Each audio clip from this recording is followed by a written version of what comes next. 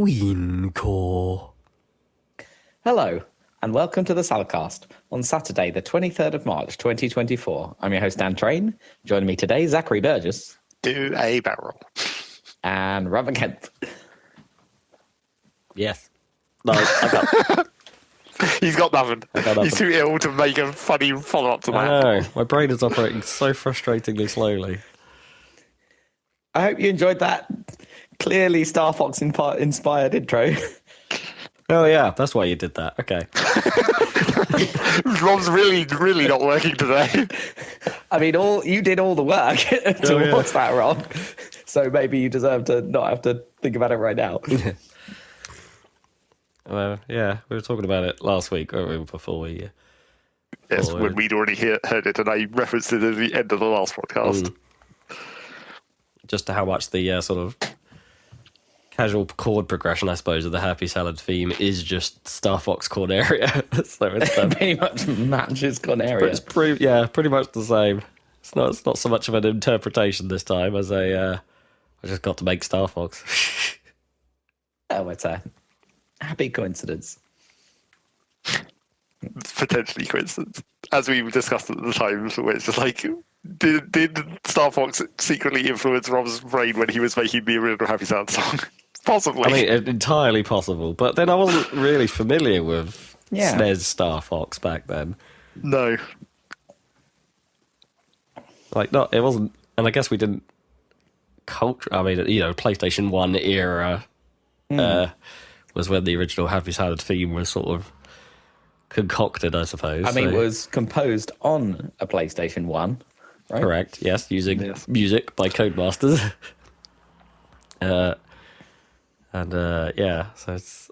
I don't know if, the internet wasn't exactly as prolific back then as it would have been, so I don't know if, Star Fox would have had that sort of, meme weight behind it, or... I feel like we were kind of late to. When did you actually play Star Fox 64, a.k.a. Lilac Wars, as we know it? It wasn't... it wasn't when it came out, because it was a little way after it launched. And even then, I didn't own it for ages. I borrowed it several times, and then eventually got a copy. I remember seeing adverts for Star Fox 64 when I was in New York in 2000. Oh yeah, because it was all about that Rumble Pack, yo. Yeah. There was big displays for Star Fox 64, and there was a big display for Daikatana. I remember. I can't remember where I was, but I remember being somewhere and playing it around a friend's house or somewhere. Some friend who was clearly quite well off, and we were playing it on a big screen at the time, and we were playing Star Fox in 4-player mode, which isn't that game's strength, but no. But I remember just being a little bit oh, this is pretty cool that we can do this on 4 of us can do this on the screen. That might be one of my early experiences with a 64, and just been this is pretty rad. So I guess Star Fox has that going for it. But even then, that's Lilac Wars, right? That's not the Corneria theme. I think my cousin had a SNES, but, well, again, they were lucky enough to also have Mega Drive, and I didn't have any of that stuff. So I think I played more Sonic on their TV than I did Star Fox and the Nintendo ilk. Super Mario. Yeah. I think one of them had F-Zero. Yeah. But yeah, Star Fox is memorable because it's basically an arcade game, right? So yeah, pretty much. Yeah, it's about as long as an arcade game as well. It's really not very. It's not a particularly lengthy experience. I mean, that would have been one of the first games I played with a 3D graphics. Well, most people would have thought. But if you don't count arcade games, I guess. Well, I don't think I had any arcades around. So no, but then I guess Zach and I would have. We'd already played games like Elite, I suppose, which were 3D on the... Yeah. You say Zach, though, but I wasn't really involved in that. Okay, I played that on the Amiga, but I was going to say things like Stunt Race FX, right? That was 3D. Oh, yeah. And it was on the Atari and the Amiga. And Is that- good old stunt racer? I mean, does that count as 3D? I don't know. I suppose. Is that the Jeff Crammond one? No, not Stunt Race FX. Sorry, Stunt Race FX was the... No, it's just called Stunt Racer. Stunt Racer. It's called Stunt Racer. Yeah, that's it. Is Yeah, that the Jeff Crammond one? might be. Yeah. As in Jeff Crammond Grand Prix? Don't know. I think that team went on to make Hard Driving. Right, it's like Stunt Racer and Hard Drive, and they're the same crew or something. I believe I might be wrong on that, but yeah, that game was surprisingly competent. But is it 3D? Like, I mean, I don't know it's not. You couldn't call it modern 3D rendering. well, no. well, that's not what I mean. I mean, like, I'm not sure what the tech behind that game was, but was it even like triangles? Was it calculating vertex positions somehow and then rendering that, or was it literally just like fake bitmaps or something? It must have been on some. No, it must have been on some level doing it with vertices, right? Because it was pretty much always accurately like rendering like the banks of turns and the edges of them, and I don't know quite how you would manage that with just like a.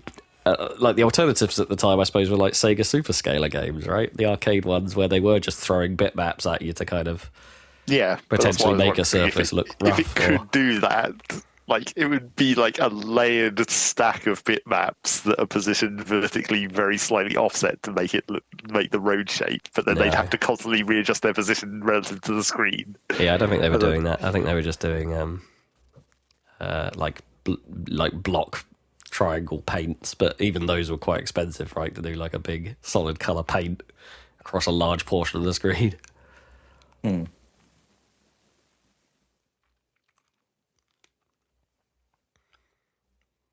But yeah, I guess for a lot of people, yeah, it might have been their first exposure to something vaguely true 3D. Some super effects in there. It must have cost more, right? I guess because there was chip in the cartridge, right? Yeah, I have no idea how much. I mean, games back then were so like.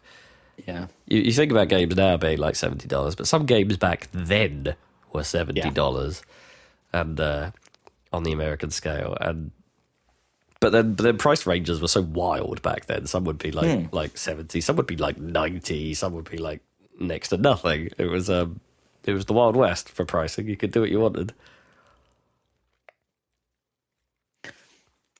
Video games at the time made no sense. When did it get to a point where it was a fairly standard price? Because it's diverted again from then. I'm sure it was crazy and then kind of stabilized, and now there's more variation than there was. I mean, it's stabilized. I want to say like around the PlayStation era, right, when things started to settle. It's stabilized when like the HMV started selling video games. Yeah, I guess. I think I remember PC games being about £30 English pounds. Yeah, that sounds about right. And then PC games were the ones that could be a bit more wild. It was when the consoles started to standardize all their shit that their prices got more standardized. Yeah, makes sense. Yeah, I do remember. I think like 35 was was a fairly standard starting point for PS1 games.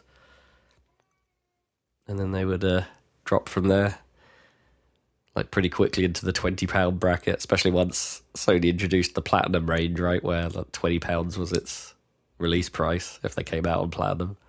Oh yeah, with the platinum-y silvery box. Yeah. Silvery box. I mean, that was quite a long time into the PlayStation cycle, of course, because that was kind of the point. It was the games that people thought were good. Kinda, yeah. But then, like, I mean, and most of the time, actually, yes, a lot of the Platinum stuff is actually pretty decent. But then I'm sure there were cases where things hadn't been out for that long, and then they would turn up on Platinum. I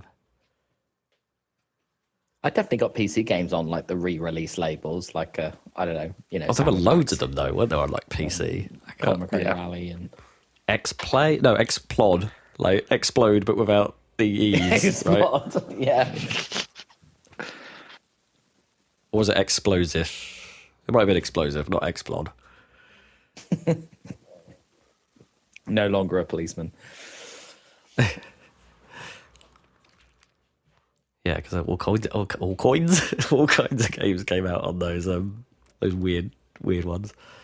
I think EA had a classics label as well. So it had like a blue sky box or something. And then the actual original box art would be a tiny frame in that. Yeah, the tiny frame. I think probably. I guess this wasn't a case of that exactly, but I think the version of SimCity 2000 that I actually had was a re-released, but that was like specific to SimCity. It was one of the re-releases of SimCity, but not the one where they put in like the expansion pack or whatever. SimCity 2000 specific. I think I had like the first re-release of it when they just basically changed the packaging and not anything about the game, and then there was that later re-release where they included the expansion stuff. Urban Renewal. Was it even the original release? Was it even a Windows 95 compatible? I think it was. No. Yeah, I think it probably wasn't. Maybe that's why I had that one. Yeah, maybe that was the re-release for the Windows 95 version. Yeah.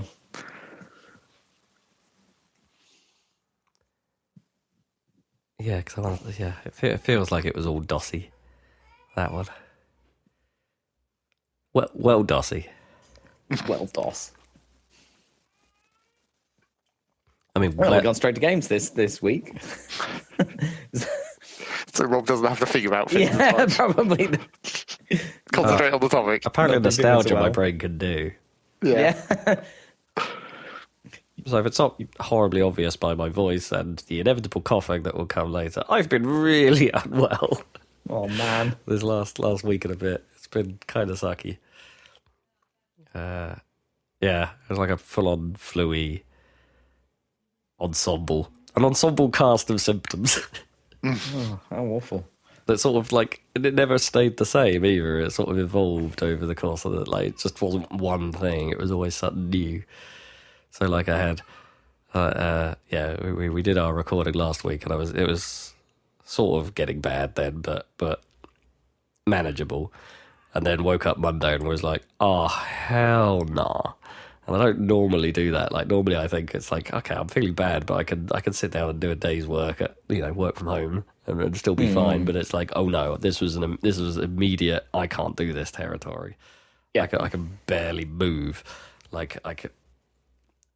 Moving around felt horrible, just horrible. Like the world was spinning, and I got real weak. And I'm beginning to wonder if I've had COVID because right now I can't taste anything. Oh, it could well be COVID. Yeah. So, did you not have any tests on hand? Or I do not know. Yeah, those have all been burnt at this point. Not actually burnt, I mean, like, used. Well, for testing purposes. Probably eventually burnt, ideally. Well, yeah, probably. If the system is working as planned. So, yeah. I've still got some in the cupboard that were free at the time, but are probably expired now. But yeah. I think now you have to pay for them, but I think I can expense them. Yeah, so that's been no fun at all. I actually went back to work Tuesday for a bit of Tuesday because I started to feel a little bit on the up. My symptoms sort of shifted, and so I was still not feeling particularly great moving around, but my head cold part of it seemed to be lifting a bit. So I actually sat in on some calls and did some stuff, and then Wednesday woke up again and was like, oh hell no. Oh no. And I just went right back into some different hole. And then it started shifting to my stomach being a bit problematic, and the cough becoming atrocious, and the cough then being so atrocious that it would make your body ache and then your head hurt because it's pounding the whole time. And then I stopped sleeping for multiple days, which didn't help either. And it's that kind of like you put your head down and your head is so filled with nothing and everything all at once. Is all it's like. Yeah, so fog. The thing I remember and the thing I can sort of latched onto that my brain was doing, like, so while I was trying to sleep at night, as I think it was trying to like represent my current state of mind as a block of code. Oh, good. Uh-oh. That's a good work spillover. Yeah. So, but none of it visualized as actual like readable code, right? I couldn't. My Well, head because you can't dream words, obviously. exactly. Yeah. Even if you're not really dreaming. My head wasn't. Yeah, straight enough to be able to put together any kind of like useful visible image here or any structure to it or anything like that. It was just like all I knew was like if I rolled over and sipped on my drink, for some reason my brain would visualize a function in the code lighting up. Well, I mean, that makes sense. The drink code. Yeah, the drink function. and the sort of pattern that my head was in that I was becoming aware of was the loop I desperately wanted to not have, right? Was that this errant function stuck in an infinite loop. So I'd see this function every now and then, this garbled mess of something that get sewage wheel or something. No, it was a getter function. Yeah, it was just well, I could just see it, and it was just running, and then this like almost 90s TV style patchwork quilt of corrupt text in front of me just lighting up. It's just so weird. It's so weird. But once you're sort of in that state and you're aware of it, that makes it even worse because you're just like, yes. I want to think about something else now, but my brain is not letting me. And I'm stuck in this loop of this same stupid idea. And that happens to me way too often when I like wake up too early. It's like you'd want to go back to sleep, but once my brain is on, it's like, oh, I can't escape this now. Yeah. I mean, sometimes that's fine. If the idea it's thinking about is cool, then it's like, then sure, go for it. Like there was one moment where I seemed to think, like for some reason, I tried to visualize just a street or something, and I remember it not being. It's like it didn't load properly. So I don't know how to even describe this. So it's like about 2 foot above ground level, everything looked kind of normal, and then above that, everything just looked like it was a bit of fabric that had been shoved on it instead. So everything was like floopy and not right. And it was like that was just me, just Woolly World situation. Yeah. This is very like topical to one of the games I played that we'll talk about later. Weirdly, it's like Rob could have been playing this game. Maybe I did, and I just don't know. Anyway, it's not. So your subroutines got corrupted. Yeah, it seems like it. Doctor in Star Trek Voyager. So I did the thing that I swore I would never do, and that was take some night nurse. Night nurse. Basically, because I've only ever taken it once before, and last time I took it, I lost a day and a half. Just disappeared into some green juicy hole. And yeah, it wasn't quite that bad this time. I did actually sleep, but I don't know if the headache I awoke with, which has been an absolute banger today, by the way, an absolute corker of a headache. You want to put ranking of headaches? This one's right up there. But I don't know if that was induced by the, trying to, as a come down from the night nurse. You try and avoid it, but it like builds up while you're not conscious, and then it comes back. It's like you thought you could skip this, but no. You're just going to get it all now. How about ye? Yeah, so I don't know if I'll do that again, but having some sleep was nice. It had been a while. Yeah, sometimes you need something to knock you out. So I've not been playing many games through that because I've not been able to really do anything through all of this. Like, just even watching telly was a bit of a struggle. And, I did listen to a podcast or two, whilst in bed, and then Gnome did come home from work one day and came to me in bed and said, "Oh, you must be ill if you've left Radio 2 on all day." Oh my God. Shocking. I can't listen to it for more than about 10 minutes. That is impressive. That was quite funny. I did manage to watch. We did manage to watch a few things though. Like I watched the end of a Cyberpunk Edge Runners anime. That's intense. That seems like that would always be too intense for watching while you're ill. Oh no, I did that before I was ill. Okay. As in the video game Cyberpunk. The video game Cyberpunk, but the anime they made for Netflix. I think I'd talked about that. I'd started it before on the podcast, but got around to actually finishing it. And it's a bit. I don't know how to describe it, because like it is quite well made, and it captures what that world is about pretty well.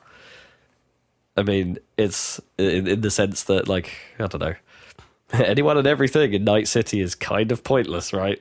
It's kind of that world's whole deal is like, oh, you want to try and be something? Well, you're gonna fail because cyberpunk. It's like it's just not how this world works, and that's basically what this story is. Someone being an idiot, continuing to be an idiot, and then a lot of people die. Great. In flashy, gruesome ways. It's well made. I kind of got into it towards the end. It did manage to sort of be like, well, I do want to see this through, kind of thing. But it's a hard hump to get over at the start if you're not immediately vibing with it. It's like it's going to take you a little while before you might, and that's the thing, you might not. I think there's going to be a lot of people that don't get with this at all. Vibe with it, yeah. Yeah. And I think that's just cyberpunk all over, right? That's just its problem. It's a hard tone to vibe with. Yeah. Aesthetically. That was definitely my feeling when it first came out. Although watching you play it, I don't know, has a little more subtlety than it Yeah. first appeared. Yeah. I mean, that's kind of its... Yeah, I don't really know how to describe it. But the aesthetic is kind of its like saving grace in a way, because the aesthetic is generally very good, but it's like, but then wrapped in too much of, well, you could do anything in this world, so everything went to hell, right? So let's show you all of the hell. And it's like, I suppose there are a lot of bad stuff that people could do. I'd rather not see all of it, thanks. Yeah, perhaps not. Anyway, so I finished that. I also finished Alice in Borderland Season 2, which, that's an ending. I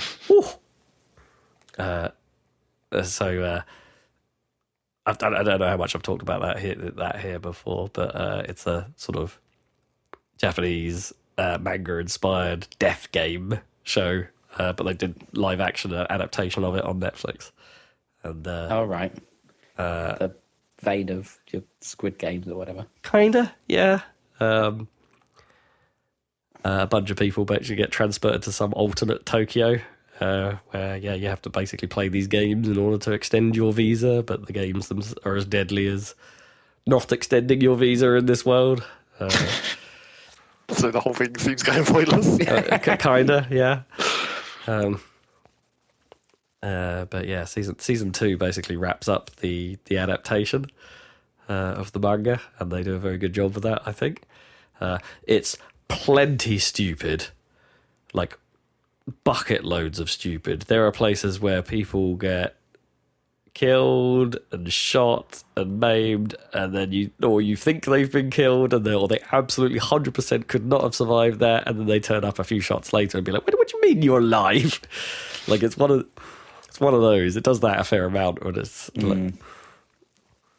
like no spoilers, whoever. Someone basically gets torn up by a machine gun at like point blank range at one point towards the end, and now she's still crawling along the floor for a bit. It's like no, you would be so dead, like not even a little bit alive. Like, yeah, it's nuts, but it is good fun. But apparently, like, the most interesting part of the whole thing is like there's a season 3 coming. So even though it's sort of quite neatly wrapped up after season 2, as you might expect, because they've caught up with the manga and the manga ended at that point. So now I'm like, well, what are you doing? What's going to come next? I'm in for it. You're in for it. Okay. Yeah. I think that's my TV roundup. Oh, I want to have I think I may have had this rant before on here as well, right? Love Productions. Love Productions? Love Productions. Do we know who you mean when I talk about them? No. They're the production company behind shows such as The Great British Bake Off and Okay. The Great I don't know them. British Pottery Throwdown or Sewing Bee and those sorts of shows. They're all the same show. Sure. Yeah, sure. They have a format and they slightly change the format and make another show. Indeed. But the thing that I've noticed over the years, and that I think they're getting increasingly sloppy at hiding it, is that every time they have like a finale episode, right, and they need to have they try and get, the friends and family are in, we're going to have a little bit of a crowd, and then when we do the reveal, they'll be like, yay, crowd noise. It's always the same fake crowd noise with the same like predictable like kid in the background going, way. It's like the roller coaster. It is.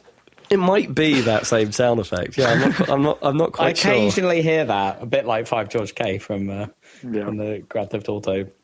But they don't just play it the once during the sequence, is the thing. It's like you normally hear it 4 or 5 times during the end of the show. And you just really obviously hear that same kid going, way.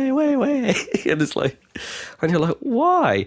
And they do it across all of their shows where there's just the same canned crowd noise. And it's like, just mic up the crowd you've got better, guys. Like, capture better audio. I'm sure that's difficult, though. I'm sure all their I'm so upset. mics are set up precisely for like one single person talking to them, because that's what most of those shows are. But I don't know why that's even necessary. Like to convey the moment. Like it's really a bit of a clap, some whoops and cheers, and that's all you need. It's like, have a little look at the Sky Arts Landscape Artist of the Year show. They don't do that. They have some class. Or maybe they do and you haven't noticed. Or maybe the they sound effect yet. Yeah, maybe they just have a better sound engineer. I don't know. Or editing team. I mean, just thinking people will think, and probably correctly, that stock imagery will just be replaced by AI generated imagery. But surely it's even easier to generate like crowd noise, like not programmatically, but with generative AI, right? Yeah, maybe. Well, I mean, if it had enough... Yeah, if you go through the trouble of making the initial samples, I guess. Training. And then once you feed them into the algorithm, it can just generate infinite versions of that. Yeah, I guess what you need is, even if they have enough stems of a crowd to work with, right, they could then mix them together in a way that's unique. So it's not necessarily... There's easily enough canned laughter available to train a model to make canned laughter. It could even get to the point where it watches the show and laughs at the jokes automatically. I mean, that is kind of what they did with the fake crowd noise for football during COVID, right? Right, yeah. It was an algorithm that was basically sort of reacting, except I'm sure it was manual. Well, didn't they nick it from FIFA? Yeah, supposedly. Yeah, they worked with EA. That would make sense. I was speculating the other day that because I think I learned this from the Charlie Brooker's old screen wipe, but basically he was saying that like reality TV, like Big Brother came out in about 2000, right? Yeah. And the reason that they didn't, there was a sudden explosion in them, it was because like technology wise, it wasn't really possible to edit an entire day's worth of footage into something you could broadcast every single day until 2000. They reached a tipping point in terms of their edit suites and I wonder if that could happen again. Like someone was talking about AI doing editing together a scene, from some clips and doing a really bad job of a dramatic scene. And it's like, that will get better. But for reality TV, surely the editing doesn't have to be that good. It's pretty formulaic. You probably get a robot to put together your VT package for. Perhaps these two people are speaking. Just clip that. Show some camera angles awkward camera angles of these two people talking from. Yeah. And there you go. That's all you need. Whatever cameras you have. Clip that up. Stick in some B-roll while the voiceover is talking or whatever. I mean, if there's anyone in the background making a weird face, cut to a camera that looks at them for a second. They already have a system a little bit like that for Wimbledon, right? That's kind of they've had it for years, where the AI systems are watching the match, and at the end of every point, they present the producers with a bunch of replays and cool slow-mo shots that were taken during that last passage of play. Yeah. So the AI is not actually choosing what gets shown still, but it's presenting a whole bunch of options. Yeah. I'm sure that stuff will accelerate. It's pretty cool. I mean, some of that's pretty cool. I do like that. Yeah, that side makes total sense to me. Oh, it is cool. Yeah. But I don't know. Is Big Brother really back? I know it's on like ITV now. Oh, I have no idea. Is it ITV? It's relegated all the way to Channel 5 at one point. It was at one point, yeah. Then I think 4 picked it up for a brief. I mean, 4 had it originally, right? And then it went to 5. And then I want to say 4 got it back, or someone else ran with it for a bit. Did they get Davina McCall back? For like, what, an anniversary season or something? Yeah. And yeah, now it's on ITV1 as a... trying to make a because the BBC stole Gladiators, obviously. Well, yeah. I need to pull up the lyrics for the Gladiators theme soon, right? Because it really bothers me. Like every time I hear it, just how awful like the verse is at the end of it, or the like bridge, I guess. Hold on, bear with. Seriously, are you watching Gladiators then, Zach? No, I don't watch any actual TV, even on iPlayer. No. Me either. I'm definitely missing out on some stuff. Yeah. But there is no like shared culture anymore because No. Sorry, that's actually me laughing, not coughing. Right, so the lyric question that really bothers me is is the main sort of verse. It's like, do you have the courage of a hero? Fine, whatever.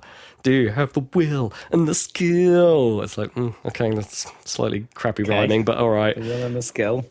Do you have the speed, the strength, the heart to be a winner? It's not for beginners. Deep down in your soul.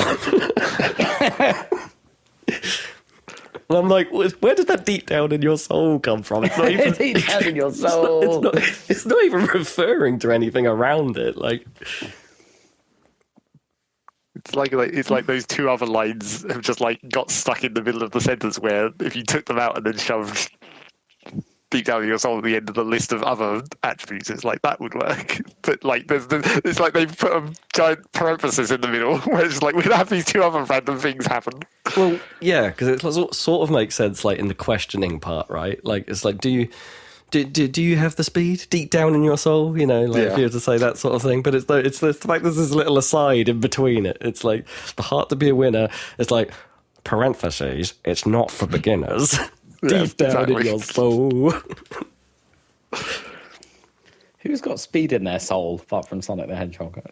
Obviously. And the Flash, probably, presumably. Yeah, I guess.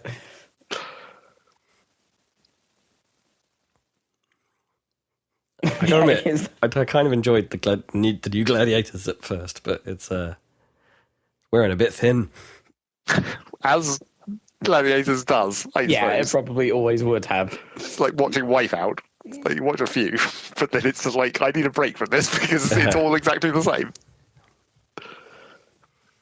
Yeah. And I did end up watching that reboot of Takeshi's Castle on Amazon. It was alright. You're never going to recapture that kind of thing. No, the magic's not there. It's not quite the same.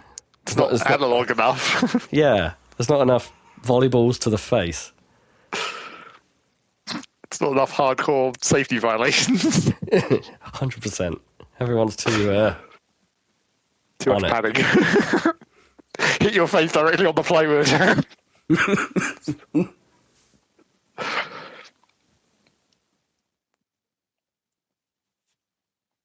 Well, that's the TV minute. What's going on in video game news? That's what I want to know. Not much. No. Possibly even less. Let's segue into that first story, I guess. Well, I guess the biggie is the PS5 Pro leak. Ooh. So there is going to be a PS5 Pro after all. Well, obviously. I mean, how do we feel about that in general? Because I'm in the camp where it's like, I don't feel like I need a Pro version of the consoles this time round. I mean, you've been patiently waiting on the PS5, so that's quite good for you to get. It's like you haven't felt like you've needed a PS5 yet. It seems weird because they just haven't been, because the games. I mean, the games are good. AAA games take so much to develop that obviously there aren't that many to warrant like a whole new generation, well, sub-generation. But it does mean if you haven't got a PS5 right now and you want to play Grand Theft Auto 6 in the best possible way. Well, yeah, even though Digital Foundry suggests... Well, okay, so it's worth talking about what we know about the PS5 Pro, I suppose, and whether that makes you feel the same way. So it's supposedly targeting holiday this year for a release. It will likely have the same CPU system that the current PS5 has. Aside from the possibility of a small 10% boost that it can use every now and then. It's sort of like a short bursty thing, I guess. When the thermals are good, I guess, it could do a boost for a little bit more juice. I mean, I think PC CPUs have had that kind of stuff for ages. The big change is in the GPU power, which goes up probably about 3 times if you're talking about in terms of raw teraflops, from 10.28 to 33.5 teraflops, that's no small number. That's no small change. I mean, if your average game has and seems to have a quality mode and a performance mode, right? That seems to be the standard. So if they make a console that gives you the quality mode graphics at performance mode frame rate, that's pretty good, right? Yeah, but assuming that the enhancements aren't CPU bound. That's the big thing, right? Like, so are you necessarily going to achieve full-on ray tracing with all that more raw GPU power? I mean, the jury's a little bit out on that one, right? Because you might need more CPU power to actually help build that secondary version of the world that the rays need to be cast upon. So it's hard to know. This is basically the same sort of step they took with the Pro and the One X in the previous generation, though, right? It was pure GPU power over anything else. And it did make a difference. I'm not saying it's not going to make a difference. It did make a difference, but whether it's the kind of difference I guess gamers would want to in these days is like, I'm not sure that that's there. Or we'll just have to see. Anyway, DF seemed a little bit skeptical on the benefit being quite as pronounced this time round. Is it physically smaller? I don't think there's been any like size leaks or anything like that. Just the specs. It's just a leak, right? That says, Are they going to re-release Last of Us again specifically for it? Oh, you bet. They've already re-released it so many times. Well, now it'll be in 8K because apparently this one has spectral super resolution, whatever that means. So like it won't actually be in 8K, is what you're saying. It'll be in some faked version of 8K. Yeah, it'll be upscaling. Some kind of upscaling. So it's a little unclear whether this is referring, like maybe Sony have their own version of DLSS or FSR or something like that. Even though I think the PlayStation already supports FSR, which is AMD's tech because it's an AMD GPU, right? Yeah. So that's a little strange. It's not. They haven't really. There's no explanation about what that is, or pricing. Most importantly, because PlayStation have shown no interest on lowering prices on PS5 to the point where the new Slim model is more expensive if you want one with a drive. So yeah, how do we feel? Like, I don't know. I don't feel using my Series X that I've ever sort of thought, I could use a few more teraflops. I haven't really just had that as feel like it was a problem. No, I know. I've not been dissatisfied. Maybe it is future-proofing for something like Grand Theft Auto, I don't know. But that will have to run on everything, so... You say run on everything. I bet that, they'll only that will run on Yeah, Series S is always the challenge, right? I mean, that gives them a bottleneck. I think they might negotiate a way out of that Series S situation. If anyone can, I'm sure it's Rockstar and Grand Theft Auto. Maybe. But even then, like, do you think this is enough juice? No, probably not for Grand Theft Auto 6 to run at 60. I think it's like some of the simulation stuff is where the difficulty lies, right? How much of that can run pure GPU as opposed to CPU bound? Yeah, exactly. Just how much is GTA 6 doing with its crowds and its how 'Cause much you can how run much Florida is it simulating? Because you can run Red Dead 2 at 60 on a PC fine without screwing up the logic and everything. You can technically run it on a Series X at 60 because it FPS boosts it. From the what do you call it? The one version.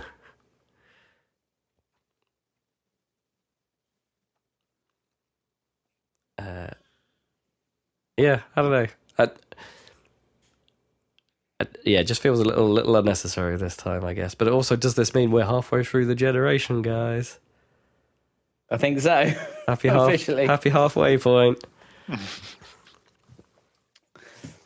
What your move, Nintendo? Well, they better fucking move at this point. I know.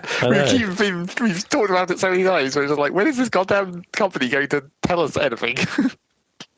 Well, yeah, because I watched a Princess Peach Showtime review just to see what that game actually is.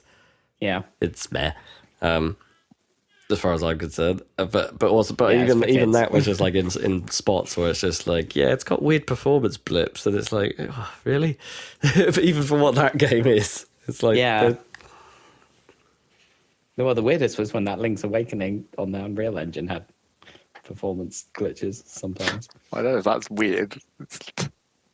The fact that it was like, I guess, a less experienced person trying to run the Unreal Engine. Yeah, I suppose that's true.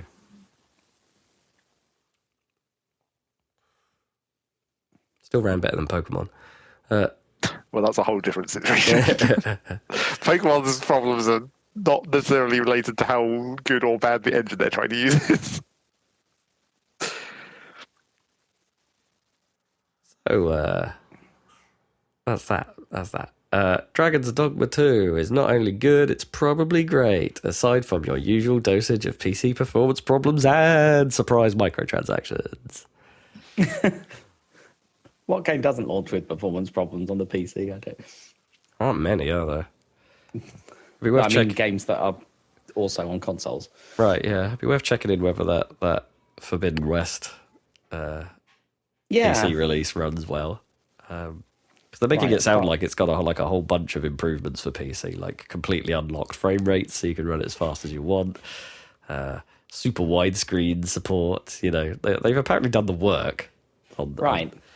Because that engine has proved itself on PC, right, with Death Stranding. Yeah, same engine.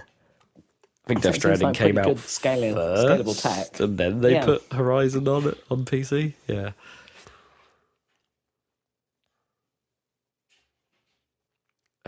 So it should be all right. Anyway, so the thing about Dragon's Dogma 2 is just that the Steam reviews are currently mixed because of the people's surprise. It's like, why on earth does this game have microtransactions? And the reason is, why not? Because it doesn't need them. You don't need to buy them as a player, but they give that confusing vibe of, am I missing out by not having these? Because some of them look like feature-y type stuff, but they are apparently mostly things, or entirely things, you can earn in the game anyway, so you don't need them. But it just creates a negative vibe, which is a shame, because apparently that game's pretty rad. So way to like screw your launch, I guess, slightly. Screw your sentiment.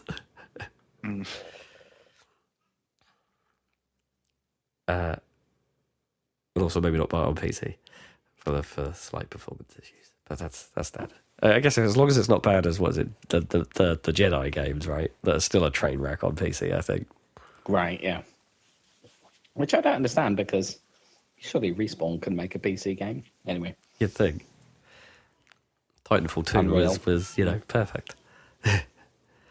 But that wasn't Unreal Engine. Yeah, though. that was Source Engine, right? I guess. It was their own long-term Source. derived version of Source, yeah. I mean, but Gold Source is Quake, so I mean, who knows where it comes from?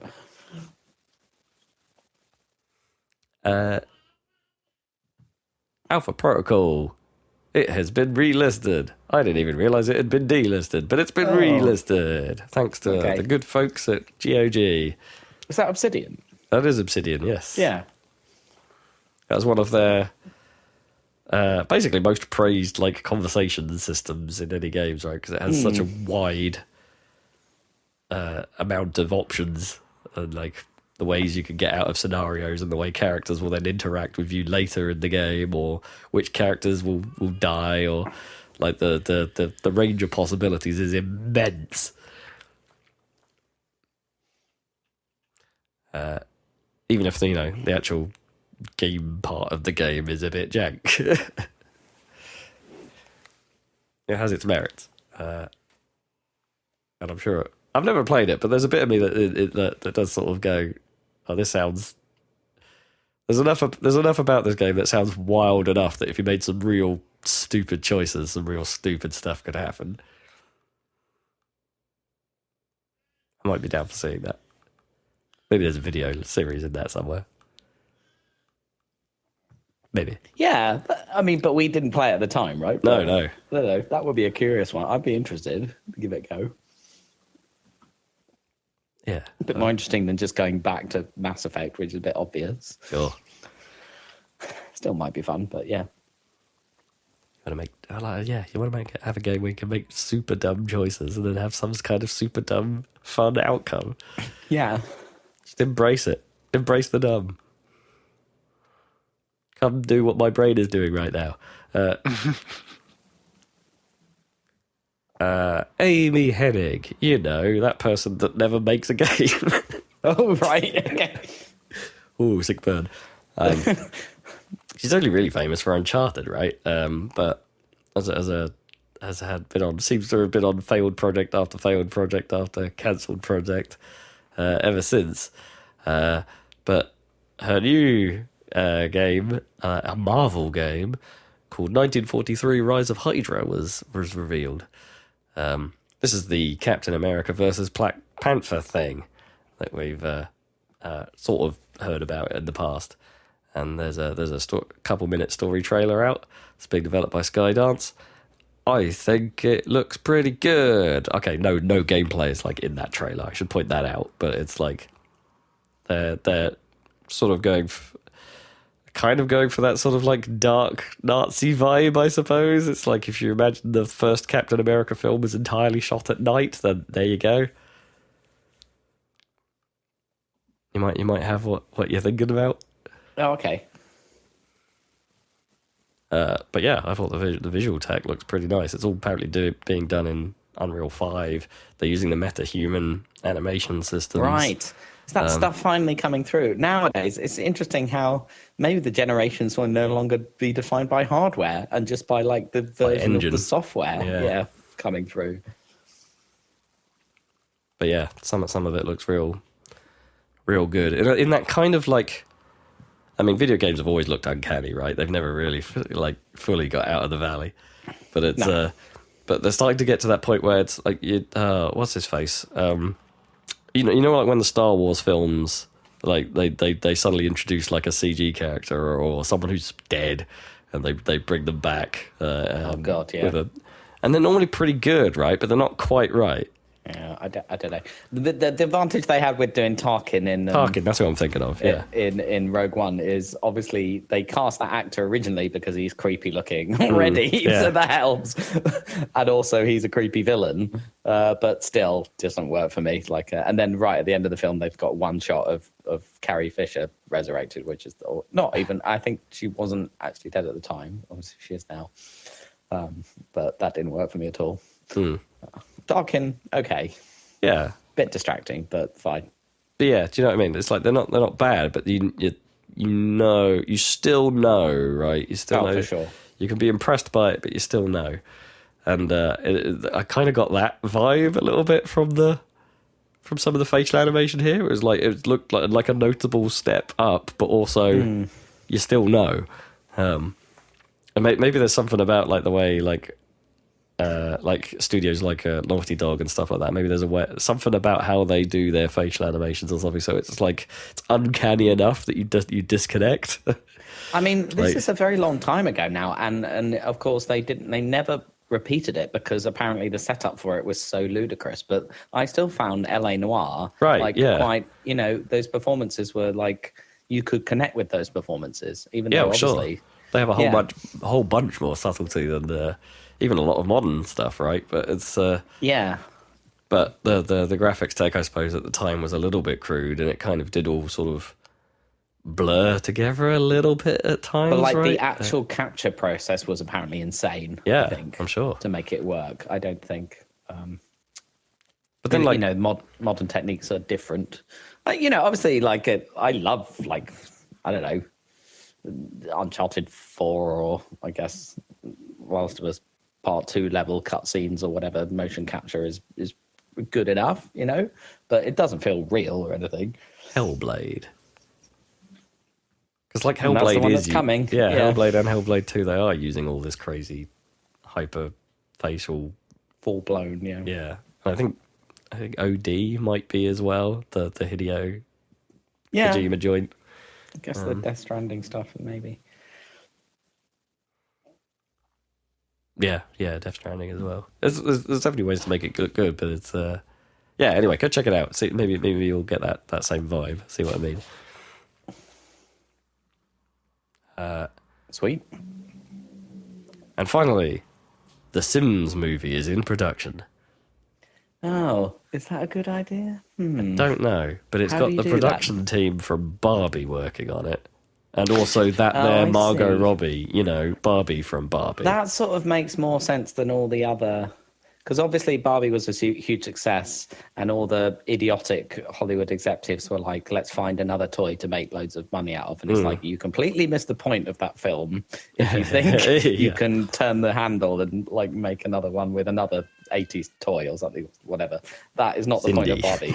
But The Sims potentially has potential in that kind of satirical kind of angle that Barbie had. It just isn't nearly as well known as Barbie, let's say. Well, even if it's a well-known computer game, it's not like Mario, But The Sims is just another concept along the lines of Free Guy or Ready Player One or whatever. Well, maybe not Ready Player One, Free Guy certainly, but it's just a computer person that becomes aware that they're in a computer, basically. Yeah, like Truman Show type. Yeah. I mean, it could work. That could work, potentially. But what, and she slowly learns English? Maybe. Yeah, right, because all the dialogue will be Simlish with subtitles, right? Clearly in this film. Yeah. Only if they do it well. Oh, dear. Well, they wouldn't be subtitles, would they? They'd be like picture bubbles. Because that's how the Sims did it, right? No, for the film purposes, it would be subtitles. Maybe. Unless they go full Minions and just have it not even any language. I think that's likely that it will all be English. They want to make money. Yes, it will probably be they'll throw in the Simlish right at the start and then just do some kind of fade into actual English. Exactly. There's some video for Red October. There's some video art movement or something where people make short films or something, but all of the dialogue is not English, right? None of it actually is a word, but they're doing scenes in such a way that it's you still feel it, right? But none of it's actual, or you still vaguely feel like you understood what was happening, even though none of it was actually real words. I think they had it on QI once. It's weird. That's quite clever, potentially. I'm sure you could explore some stuff there without having any actual semantic meaning to the dialogue, and it just be Oh, and one of them gets out into the real world somehow and then has to use their green diamond to save the planet. I mean, there's got to be jokes about being trapped in swimming pools and Yeah. all that. Someone watching you while you pee. It's that game, right? Yeah, I guess. Yeah, I guess so. Well, it'll be the joke where like they get undressed, but like the sensor bar is just like part of them. Like it just appears as soon as they try and take their clothes off. Yeah, right. They go to a doctor or something, and it's just like, oh no, you can't. I can't be seen.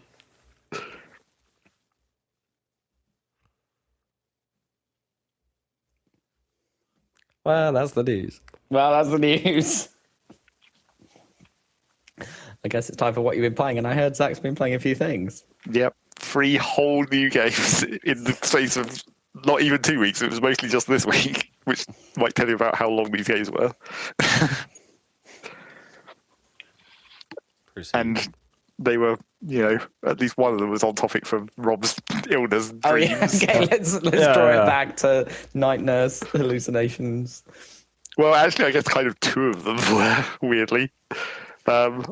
Let's go through these in the order of like the one that I liked least to the one that I liked most, I suppose. All right. So the first one was Superliminal, All right, yeah. which is a puzzle Good game, name. I guess. I guess it's a puzzle game.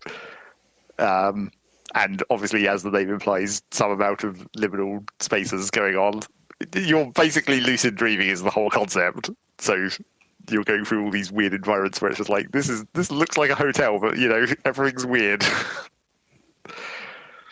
But the actual puzzle mechanic of it is to do with like depth perception, essentially. Like you pick up an object and it floats in the middle of the screen as video games do, but then like when you're looking around, the context of what that object looks like in your field of view becomes real. So when you let go of it, if you're looking at a faraway wall, the object then becomes huge because it was far away. Yeah, I've seen this in action. It's kind of cool. It's kind of cool, but it's like that is kind of the only mechanic of that game. Like it doesn't really. There's a couple of instances of like the old like lining things up, and then you're looking at a painting, and then you line up the object in, and it just becomes real in the world or whatever. Yeah, that kind of thing. But they don't even use that often.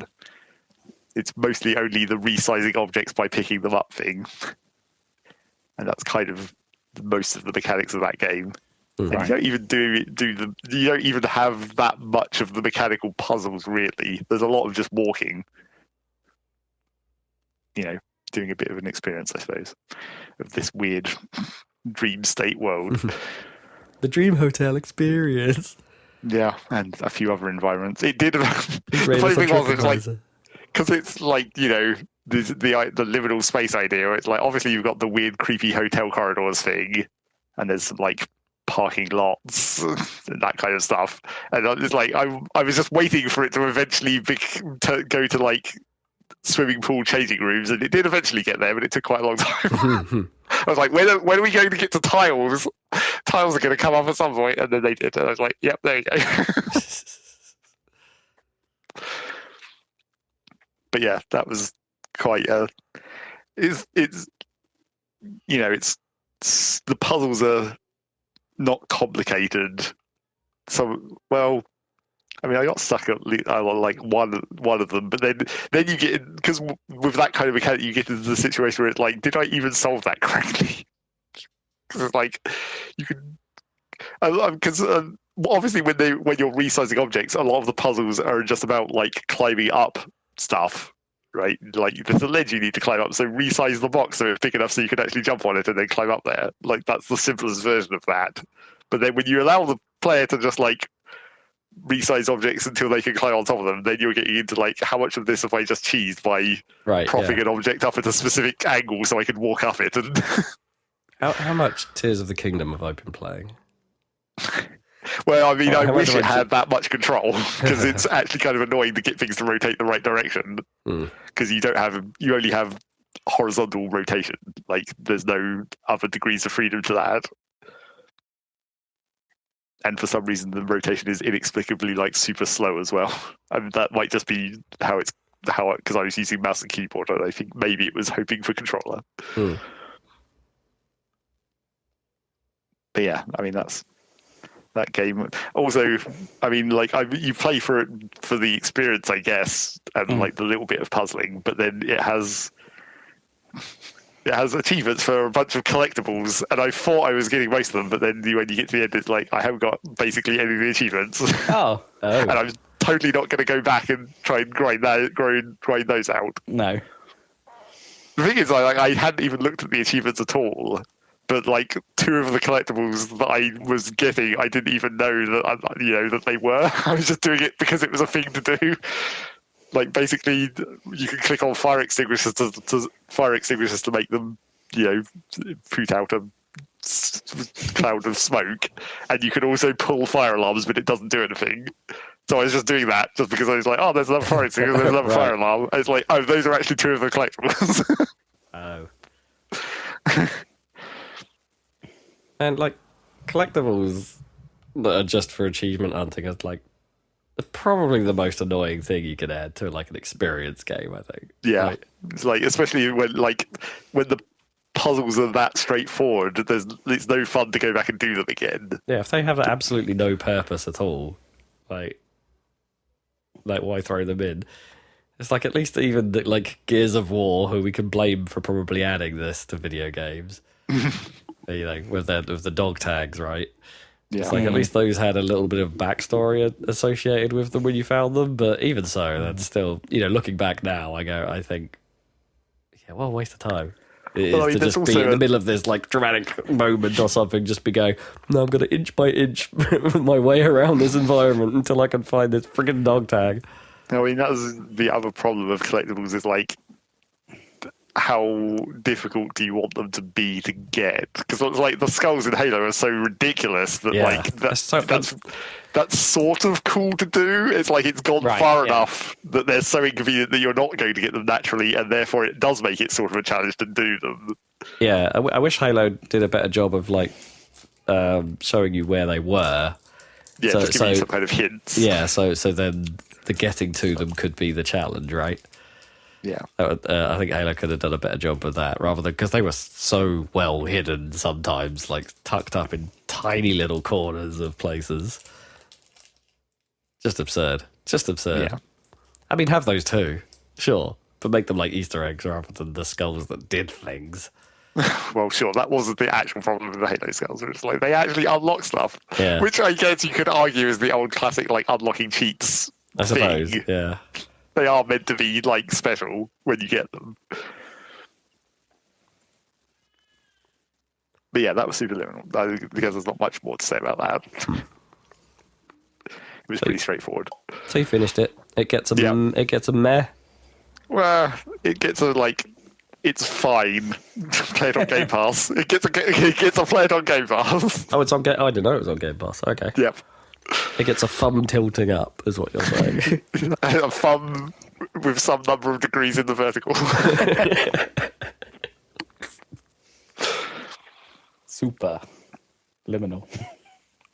Oh, that just reminds me that one of these games, I think it's one of the later games, but had like in its it was one of the other ones, but had the super hot team help them. It was in the credits. It's like, oh yeah. Oh, okay. But we'll get to that in a minute because that was the one that I liked most. The one that I liked second most. Well, actually, I might call these two almost a tie, because they're both actually good. But Viewsant. Oh, right. The second one. The climbing game. That is also on Game Pass, in case you want to get to that. Yeah. Say again, what's it called? Viewsant. It's French. Viewsant. It's very French, in fact, because it literally says that when you start the game. It's like, this means, it's a French nautical term, means the receding tide. Oh. Which is kind of what the game is about, kind of, but not really. How's it's about climbing, obviously. For our listeners? It's Jusant. Viewsant. Okay.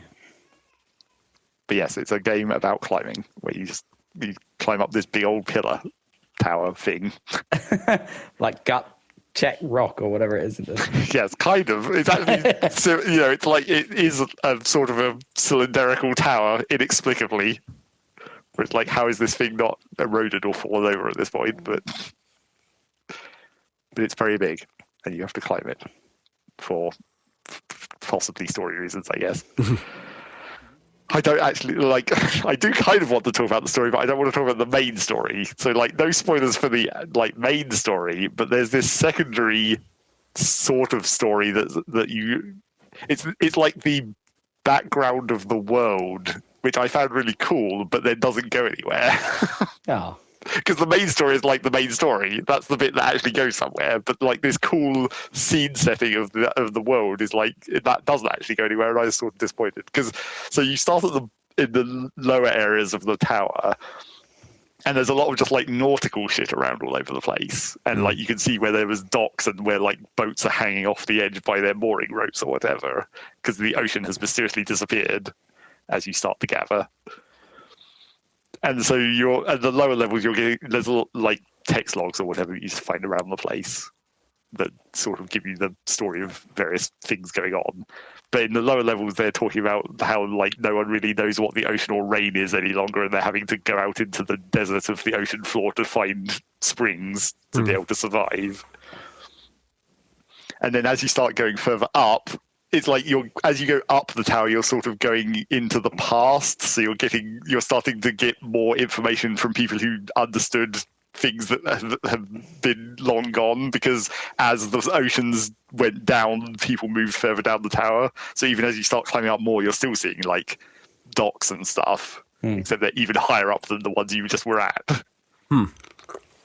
So as you go further up, you're starting to see people who do know what rain is and what water is, basically.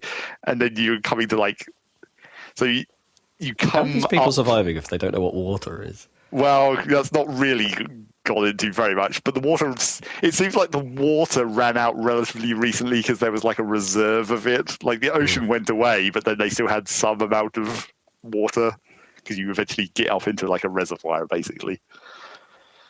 And it doesn't seem like the population that was living on this tower was super high, essentially. But yeah, as you go further up, you get to an archaeological site that's a big sundial, but the text logs don't understand what a sundial is for because the sun doesn't move anymore. Oh. And then there's other references to that where someone is talking about how their job is called seasonal, but seasons don't exist. Huh. And every time anyone refers to day or night, they refer to it as cycles and sleeps. And I'm how do they have night if the sun doesn't move? Well, that's the thing, because as you go even further than that, probably one of the last text logs you get right near the top is where people know the most.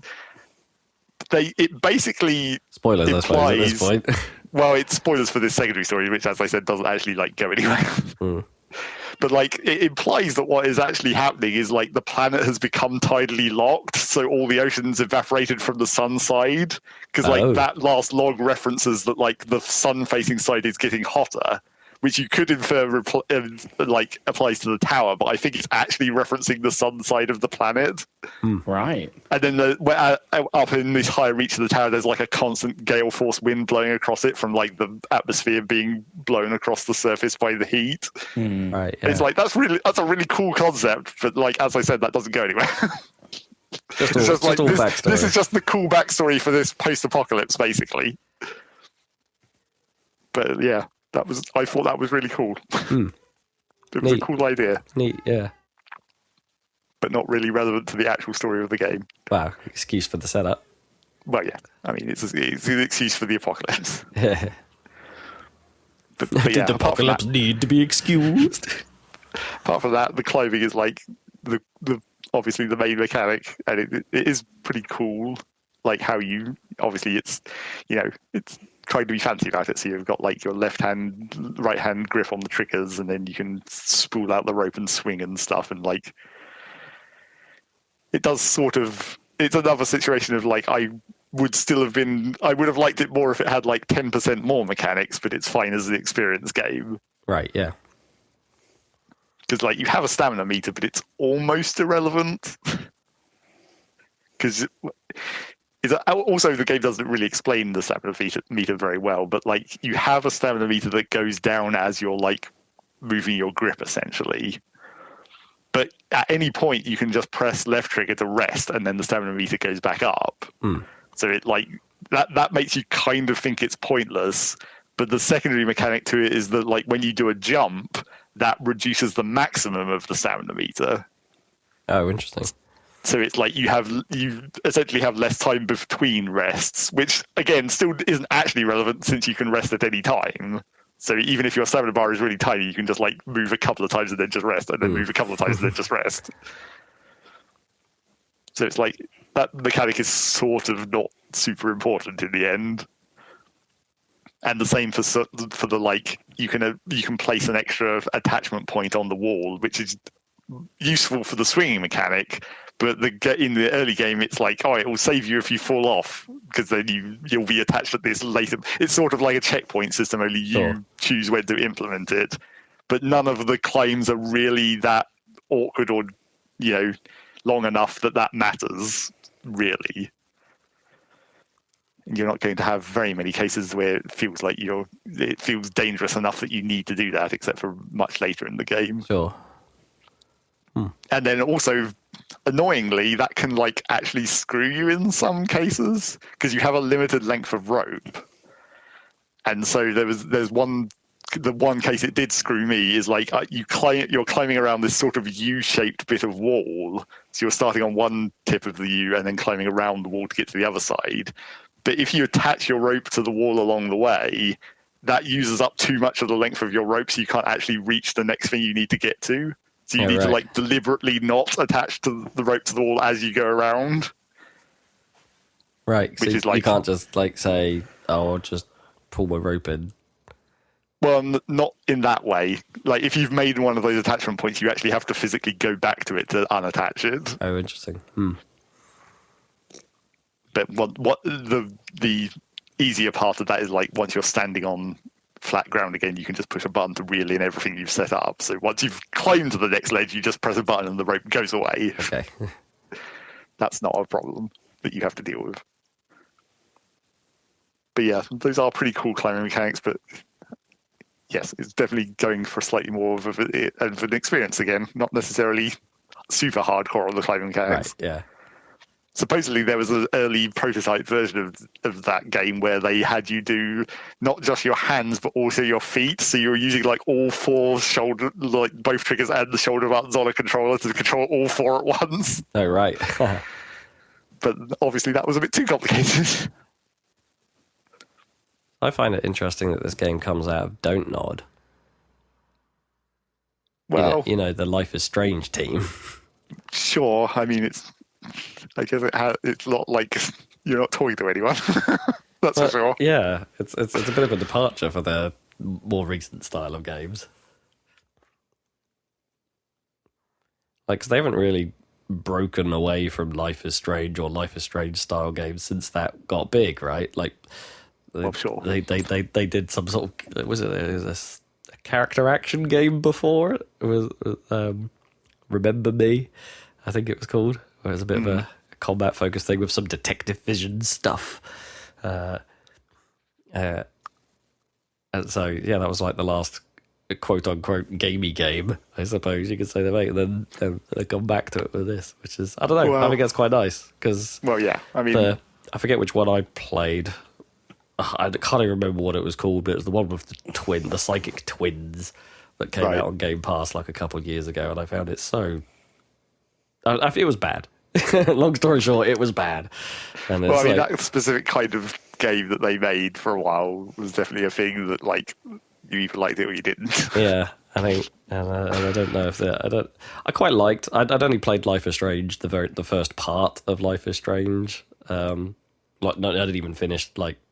By that, I don't mean I finished Life is Strange 1. I mean, like, episode Part 1 of Life is Strange 1. And it seemed like it could have been interesting. The time rewind mechanic that kind of made its thing. But even then, they moved away from that, right, for the subsequent projects. So it wasn't even about that either. And and they just simplified. So they became less and less interesting to me. I don't know. Yeah, it's kind of nice to see them going in a game direction. Yes, at least partially. Still kind of an experience, but slightly more gameplay. So yes, that's another far in a positive direction. Play it on Game Pass. Okay. Situation. Probably in a more positive direction than Superliminal was. Angled a little bit higher. Yes. And then the last one, which I think is probably... I mean, Superliminal was maybe slightly like Rob's dream states going on, obviously. Yeah. But the much more specific one, for a reason that I won't get into immediately, I guess I'll talk about the game a bit before we get to it, but like Viewfinder was the last one. Oh, sweet. Which is a game about photographs. I guess. It's Superliminal, but for photographs. Well, yeah, that was the thing that, like, because I played Superliminal, like, pretty close to playing Viewfinder, it actually kind of was slightly confusing to me, because in Superliminal, the whole point is you hold an object up and then, like, the depth perception determines its size. But in Viewfinder, you're holding a photo up and then the photo becomes the world. But that doesn't affect its size. Like, things retain their size in the photograph. So going from one of those to the other kind of confused me for a while. Because I was like, why can't I make that bigger? Oh wait, that's not how this game works. Oh right. So like, if you bring it closer to your face, or like, well, you don't, because like, you know, you're holding it at a set distance away, like in Superliminal, except that distance doesn't affect it. And it's like you're looking through the photograph as the photograph exists, like the depth perception of the photograph is the same. So if something's small, it's far away rather than just being small. Gotcha. So the scene in the photo is what determines where it ends up in the world, right? Yeah. So yes, that's the trick of that game. And it's I don't know how like complicated this tech is nowadays, but it is very cool. How difficult it is to program this, because it does just cuts through the geometry like of anything. Right. Like you just place the photo down and it just overwrites that whole chunk of scenery and just cuts straight through everything that's on the edge of the frame. And that includes like even movable objects get cut like that. Like if you mess up and place a photo that cuts through a battery or something, you just get half a battery that's no longer usable. So yeah, it seems kind of technically impressive, but I don't know how difficult that is nowadays, because, you know, it's the it's the tech from Metal Gear Solid Revengeance. Yeah, pretty much. Cut everything slice up. tech. Yeah, slice tech. But yeah, that is the puzzle of that game, and then it starts off with it actually, I guess, weirdly for like, I guess if you've ever seen previews of this, like everyone who I've seen videos of playing this is confused that you don't get the camera immediately. Like you don't even get the camera until like halfway through the game, actually. Up to that point, you're just finding photographs and putting them, and then using those. Yeah, which does kind of make it like, you know, the puzzle progression can be a bit easier there because it's more restricted. Sure. That was my understanding of it anyway. That I didn't think the camera was an immediate tool. Well, it is kind of like the name of the game. Yeah. Well, yeah, but yeah. I don't know. Don't even know where I would have got that idea from, but yeah, that was my understanding. Probably like, yeah, I guess maybe you saw a different preview video that maybe like showed it a bit more realistically. But yes, you go around and use these, and so I guess like not exactly spoilers really, but like I guess it's kind of messing up.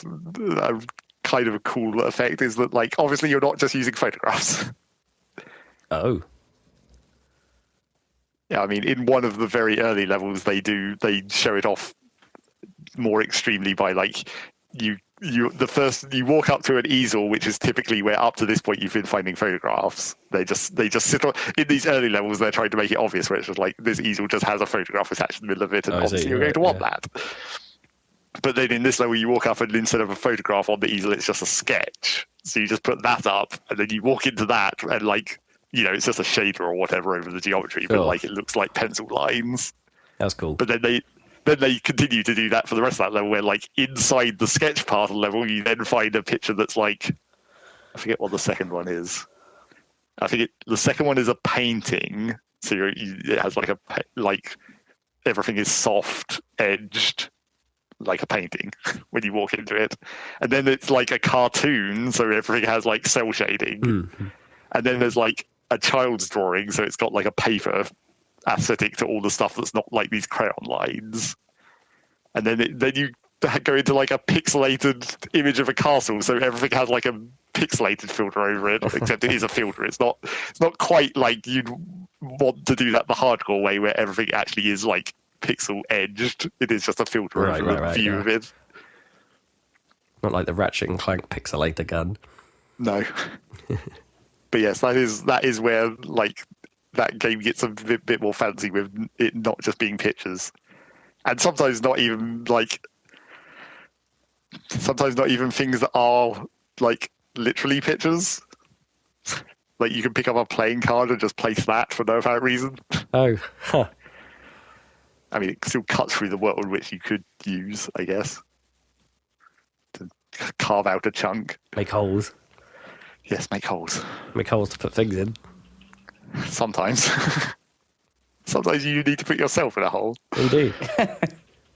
Cut a hole through a thing so you can get through it. And then, yes, once you get the camera, you can start doing the more fancy stuff of like copying things, essentially. Just take a photo of something. No, I mean, obviously the first time you do it, once you get the camera, immediately you're like, well, I have this one battery, but I need two. But then I'll just take a photo of it, and then now I have two. Yeah, right, yeah. And that idea continues. And it obviously runs into the Portal situation of like forgetting how things work. Well, even though you're introduced to that immediately, there was still several times later on where it's like, how do I get another battery? Oh right, yeah, I can just take a photo. I can just copy it as many times as I want. Yeah. I could then take a picture of those 2 batteries in and have 4 batteries. Yep. And that leads to one of these slightly annoying things similar to Superliminal of the achievements, where it's just like, I'm not sure why it does this, but it has a bunch of hidden achievements, which makes sense because they're trying to hide, spoilers, basically. But like, that's really annoying for if you want to get the achievements, especially because in this case, the achievements can be like very level specific. Like one of the hidden achievements is for making like 32 batteries by copying the batteries and then just taking another photo of the copies or whatever. Right. Make the most number of batteries you can. But that achievement is only on the first level where you get the camera. Oh, right, I see. And it's a hidden achievement, so unless you showed the hidden achievement to know that, there's no particular reason why you'd think to do it on that level over any of the other ones where you have batteries. Yeah, why hide that? That's a bit weird. Well, it's because they don't want to spoil that mechanic in the achievements.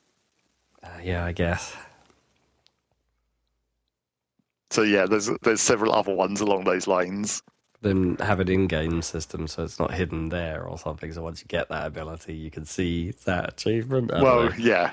I mean, that would be the ideal situation. Would be it would just unhide those achievement descriptions once you reach a certain point in the game. But that's not a system that is supported in achievement systems. It'd be done in the game itself, right? You'd write your own window to it. That would be how you do it. You just have it hidden in Steam or on Xbox or whatever. You'd just then have your own internal view. But yes, it gets gradually more complicated. It gets more weird. The sort of later levels get into mechanics of like things you can't take photos of course, because how are you going to restrict this? Right. Mysteriously, some things don't go into the photos. And then the very last mechanic, which is where it gets, the most crazy about it, is like taking photos of yourself. Oh, what? Selfies. The thing is, it's not selfies. It's like because the cameras you use for this are like fixed, so it's like timers. You trigger the camera, then run in front of it before it goes off. But so what that mechanic does is when you take a photo of yourself, when you deploy that photo into the world, you just teleport to wherever you are in that picture. So you can basically like pass through walls and stuff by just positioning yourself in the depth perception of where the photo is, or over a hole. Oh man. Oh, weird. So you can't just, take a photo. No, you don't clone yourself. No, I was wondering how weird that would be. Like, or if you, imagine if you did take a selfie of yourself, how horrific would that be? Like, you just put that in the world, and it's like, oh, yeah, there's my severed head. Yeah, luckily it doesn't worry about that, even though it should. If you get most of yourself in the picture, it just works. It doesn't worry about how you've just cut yourself off. Oh, you've just teleported into a version of yourself without legs.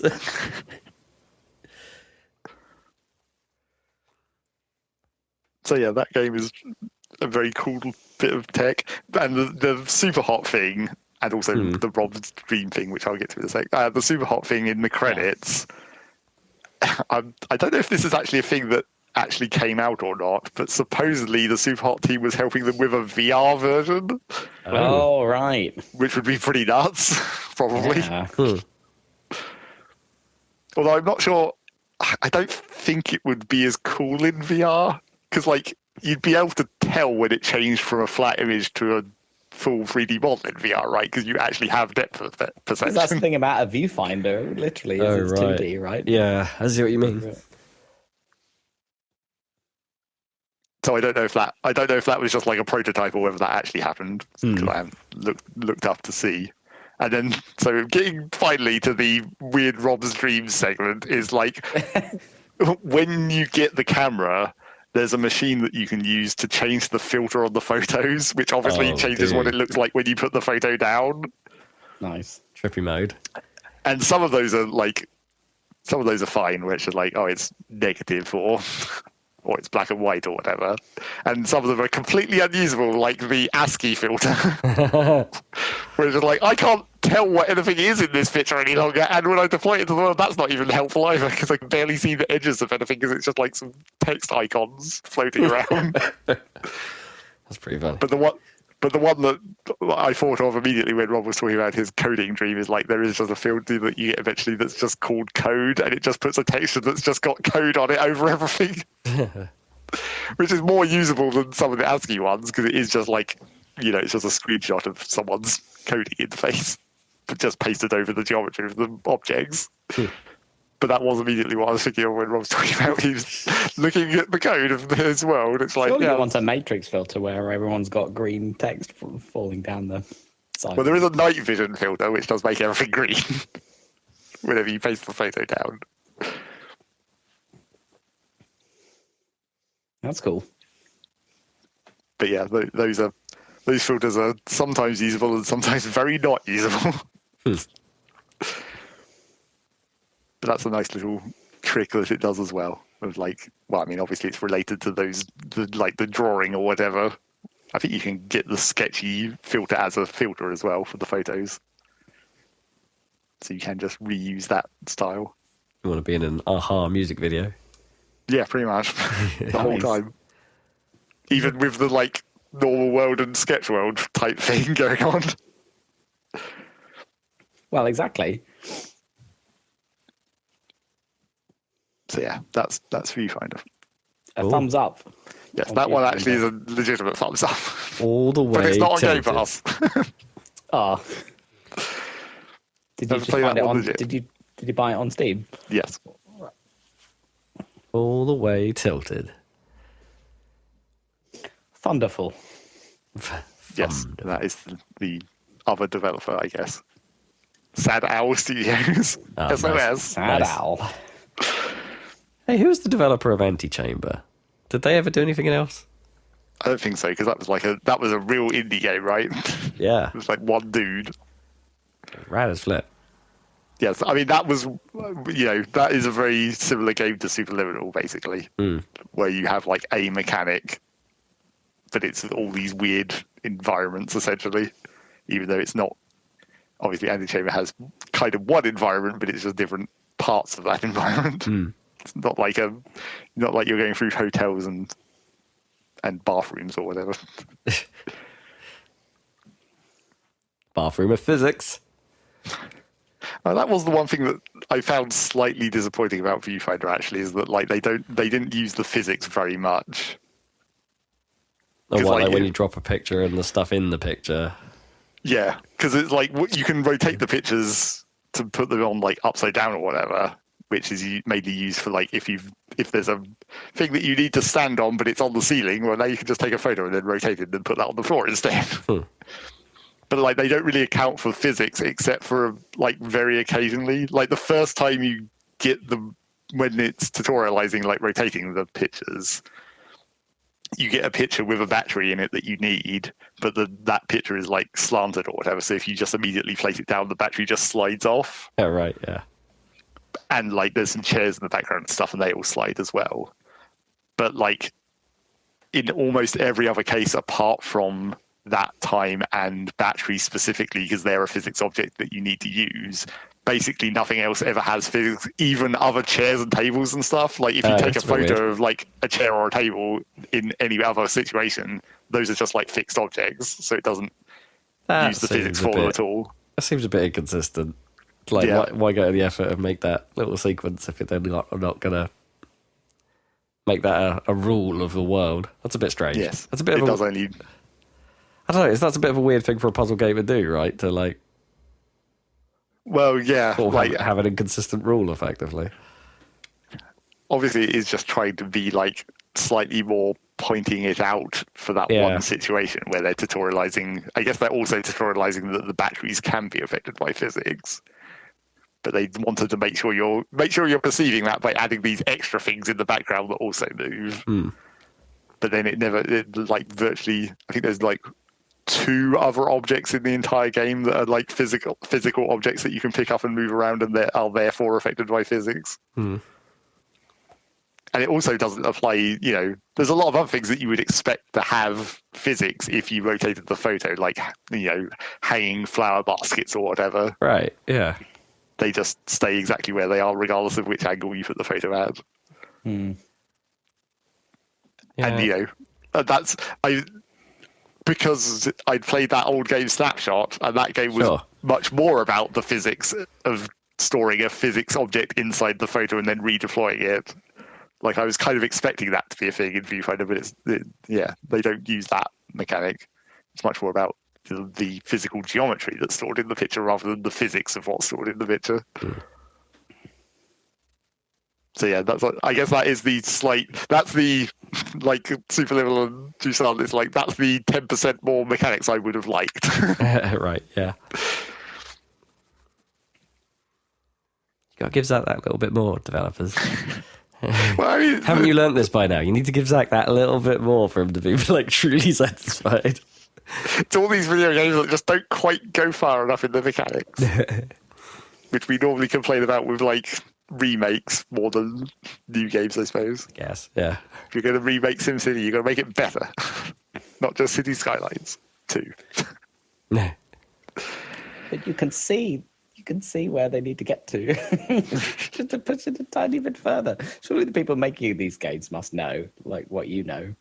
Yeah, I mean, you'd think so, yeah. But maybe they think, oh, that's too far, or they can't quite make it. Well, I mean, I think I said this about when we were talking about Suicide 2 when I did play that for a minute, where it's just like, as much as I would like, like lane assigning the roads and whatnot, casual people aren't going to like that. That's too much. Yeah, I guess.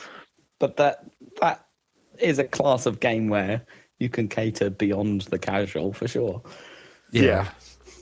And, theoretically, that is the same situation for puzzle games, that, like, as you go further into the game, the puzzles should get more complicated, and that would be the opportunity to do more fancy things like physics or whatever. But do you then want to have this, like, situation where a bunch of people play, like, half your game? Yeah, it's tricky, isn't it? Because, like, puzzle games... No, even not that long ago, right? Where they would have basically a central concept, right? And they would just keep using that same set of mechanics and just get harder and harder and harder. I would imagine the majority of players there is like a drop off point, right? Like how many? I wonder what the percentage rate for those sorts of games are. It's like, do people get to about 50% and finish, and then never carry on because there's just stuff that's too hard. Because I would probably put myself in that category for plenty of games, like where I just got to a point where it's just like, no, I can't. I just haven't been able to figure this one out and never finished it. But then they weren't like, or they also weren't narratively driven, like, or they didn't have a narrative element to it. So not finishing it is not the end of the world. It's just it's just like I found my peak. Like out of those 3 games that I talked about, like Viewfinder definitely has the least story, so it's fine that you know people might drop off of the puzzles. But like obviously, that's pretty simple and it has a story. Yeah, and then you want people to finish it. Superliminal, it's just like, but no, I mean the Superliminal story doesn't matter really. Not like Jusant is actually trying to tell a story, right? Whereas Superliminal, it has a story, I guess, but not really an important story. But you can get through it to get that whole thing. And Viewfinder has a story, but it's much, much less important if you're only interested in the cool mechanics of the puzzles. You don't need to worry about the story at all.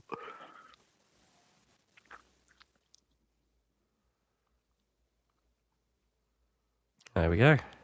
Yep, that was my week of getting through some Game Pass and stuff that I bought at like Christmas. Thank you for injecting this podcast with some much needed fresh content. Yep, I might continue that.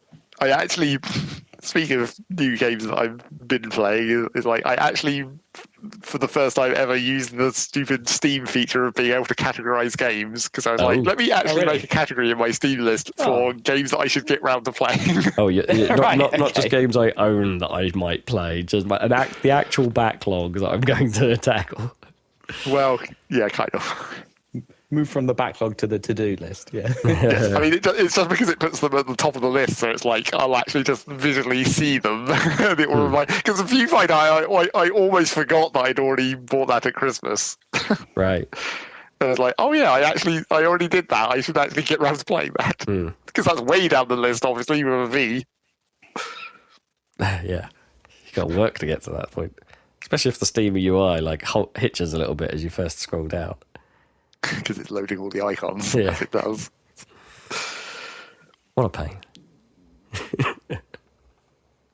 So yes, I'm not going to spoil, but there are 4 more games that I put in that theoretically things I should get around the playing list. I don't know if I'm going to get around to playing them anytime soon or ever, but you know, they're there. I consider myself forewarned. Games are coming. So, Rob, you've mostly been too ill to be playing any games. Yeah, I haven't done a lot in the last in the last week, but the week before I was plumbing away at a bit more Yakuza 0 and a bit more Forager, really. Don't have a huge amount to say on either, really. Forager is, I really need... I feel like I need to just get through that thing now. Like, I'm out of the honeymoon period now. It's just like, right, I need to get stuff done. I need to figure out what I need to do in order to just get this done quicker. I'm not done with it yet, but I want to be done with it, if you see what I mean. I want to get done. I mean, at least that game specifically does have a full in-game achievement list that tracks progress, so yeah. You can't just go look at that and be like, what do I need to do? Yeah, so I should have discovered the books a lot earlier. Basically, that seems to have been my mistake, because that would have unlocked faster XP. More XP. Yep, I really, really could have done with that. A lot sooner. So I'm working on those, and it's just like, the bits that I do now have, and things I can do, just seem to take forever in terms of like actual manufacturing at this point. Well, I mean, that's the thing of like, you also need to kind of remember that you can scale up somewhat. Like, you can just build like 5 furnaces to do Royal Steel and just set them on infinite, and then just that makes it happen 5 times as fast. Sure. But I'm still reluctant to do like stuff of that grade at like infinite level. Sure, yeah. There's a bit of me that's just like, I don't know if I'm ever going to need to just burn all of my supply on this material. Maybe there's some other material, because it like isn't like it's especially annoying with the royals, right? Because the royal materials, there's the cloth and the steel, and they both pull from the same gems. Yeah, the same stash of gems, of which they like. Are they supposed to be of differing rarities? Because I always seem to be lacking in one. No, I don't think they're meant to be. I think like they even out eventually. All right, yeah. I'm just a statistical anomaly in my gem collection. Yeah. Yeah, I want to see what happens when I complete a what's it called? One of the museum collections, which I'm very close to doing. But I still Not can't. super interesting. I can tell you that much. Oh, damn it! I think it's probably just a box with another spirit orb in. Right. But spirit orbs are always useful. Get another heart to trade in for potentially another drone. Just get more banks and get more land. Seems to be all I need to do. Yes, the like, I think one of the biggest like hitches in like the mental progress in that game is like the money, because it's like you don't know what is safe to sell and like, is it worth selling? How much money does that actually make? How many banks should you make? Because that's an investment in materials, obviously, because you have to make the stuff to make the banks, and they get increasingly more expensive. And then like, once you sort of get over the hump of having enough cash to do things, I feel like that scaling ramps up super fast at a certain point. Like you'll struggle for money for a long time, and then you'll hit this just point where you're just like, oh no, I just have way too much. Yeah, I've got quite a bit of money. Like, so it's not that's not so much of a problem. Like, if I buy a bit of land, then they go deal with its thing, and then do a bit of manufacturing for a bit, and it's like, oh right, no, I've replenished my loss. It's like I'm not so bad. I can see that number is ramping up a bit in the future to come. Yes. So I may have trouble and then. then obviously there's the dumb like super late game achievements of like make 1 million coins via just banks. Right. Yeah, so I don't know quite. I don't know how much longer it's going to take at this point, but probably quite a bit. So anyway, I've taken to like turning off the game soundtrack and having some Spotify play on the background or something. Yeah, sure. So like until I find something new and interesting, that'll be how I'll plod away at that. The problem is like a bit of me thought it's like, oh, this is mindless enough for when I'm ill, but it's not really, because it's like it's bright and brash and everything jiggles. And everything jiggles. Yeah, and I know I could have turned some of that off, but it's like, yeah, it really wasn't great for your eyes, or if you're feeling that little bit woozy, yeah, right? Exactly. And the whole game is constantly doing a bit of a wobble, or the sea level is constantly moving around. Yeah, it's constantly like slightly zooming in and out along with all the wobbling. Yeah, it was not the best thing to actually try. So anyway, yeah, still doing a little bit of that. Yeah, and I'm at the point in Yakuza 0 where I'm in finale. So I've got to that chapter. But then, like, does it go like finale epilogue again? Oh, there'll definitely be a little. Last time. There'll probably be a little epilogue, but those are normally like tiny.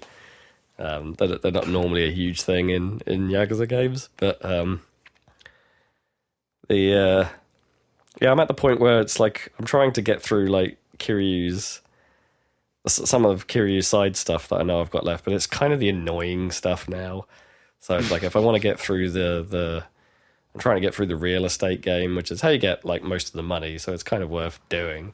But it's quite tedious now, just being like, I'm going to start collecting payouts from all these places. I'm going to then go off and do something else, and I'm starting to run out of things to do something else about in Kamurocho. Then come back and I'll collect that money, and then I'll reinvest that money, and then I'll say collect, and then I'll leave the office and go do something again. That cycle's getting a bit tedious. So one of the things I've been and you know, as I say, the things I could be trying to do are also kind of annoying. Like, right, stay alive. Doing your best. Like go score a turkey in the 10-pin bowling game. But the bowling, like, I don't know, it's one of the more inconsistent bowling experiences you can have in video games. It's like, it's not that easy to score. strikes consistently. So when the lady behind the desk is sad every time you come away from a game going, oh, you didn't get a turkey, and you're like, and Kiryu is also like, oh. Everyone's sad. No one's happy. It's not like Majima's going to turn up and randomly play a game with me. And I've still got all of Majima's side still to do, so I haven't really done all of the Cabaret Club's R stuff. There's a whole bunch of that I haven't touched on the other side of the game. But I haven't had the opportunity to do his stuff for a while. That just hasn't been, because of the way the story is, I just haven't been able to do it. So, yeah, I'm in a sort of weird place where I am probably going to have to just bite the bullet and finish the game, but then I know what will happen, and then it's like a little bit, it's just like I'm probably not actually going to go and do the things I kind of wanted to sit out and finish, because it's just how it goes with these things. Maybe I prefer the Yakuza games where there's just one protagonist, right, and I can just do that and just be like, I can do whatever I want at any time. Less restrictions. Yeah, it makes sense, like narratively, why it's in this situation. But like, it's a bit frustrating for the way my completionist brain works. Not that I'm saying I'll ever be a completionist on Yakuza games. That list is far too large. And there are just some things in it that just aren't good. Like, I've done as much as I think I can of the pocket circuit racing. I've got as many parts as I know I can buy. I've found a few secret parts around the world, but I don't have a complete collection of parts for my car yet.